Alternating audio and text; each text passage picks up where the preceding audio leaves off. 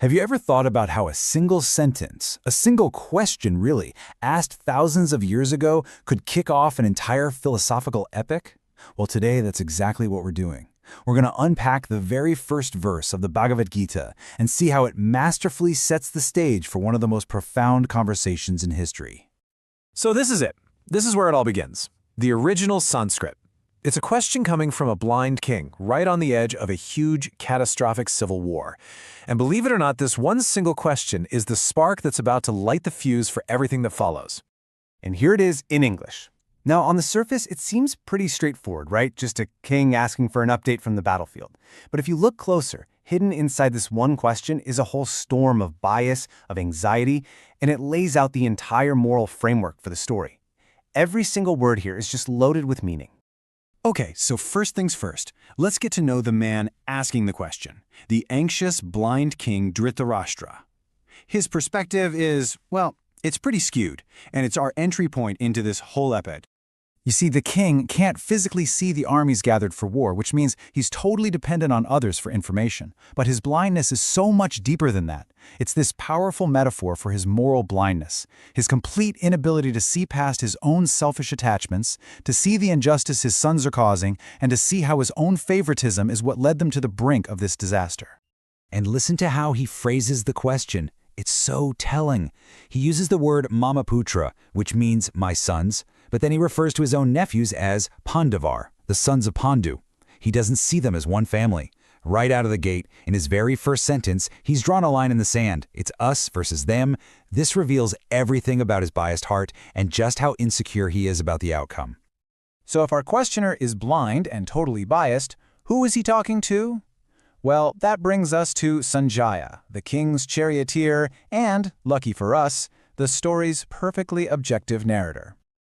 Now, Sanjaya isn't just getting secondhand reports. He's been given a gift called Divya Drishti, or divine vision.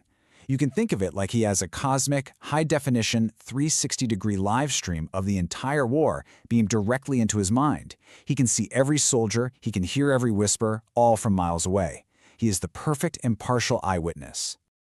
And this is where the setup is just brilliant. You've got this flawed, blind, anxious king who's desperate for information, and he's getting it from a divinely empowered, all-seeing, and totally objective narrator.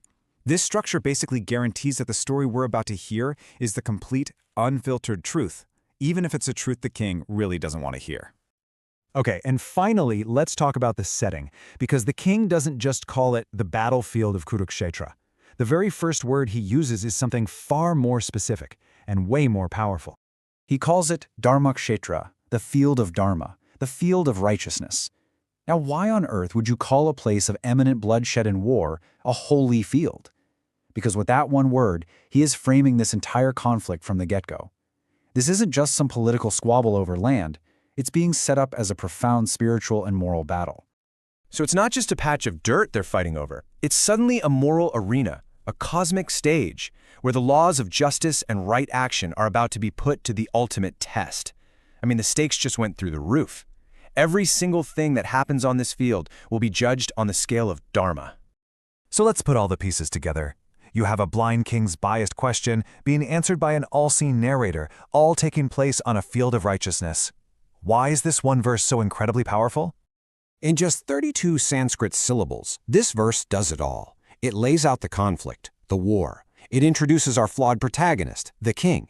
It gives us our reliable narrator, Sanjaya, and it frames the huge moral stakes by calling it a field of righteousness.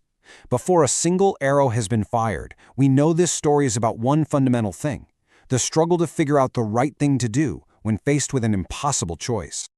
And that, right there, is the real magic of this opening. The Bhagavad Gita shows us that the greatest, most profound journeys into wisdom, they don't start with some perfect, clean answer. They start with a deeply flawed, deeply anxious, deeply human question. What did they do? The next 700 verses are the answer.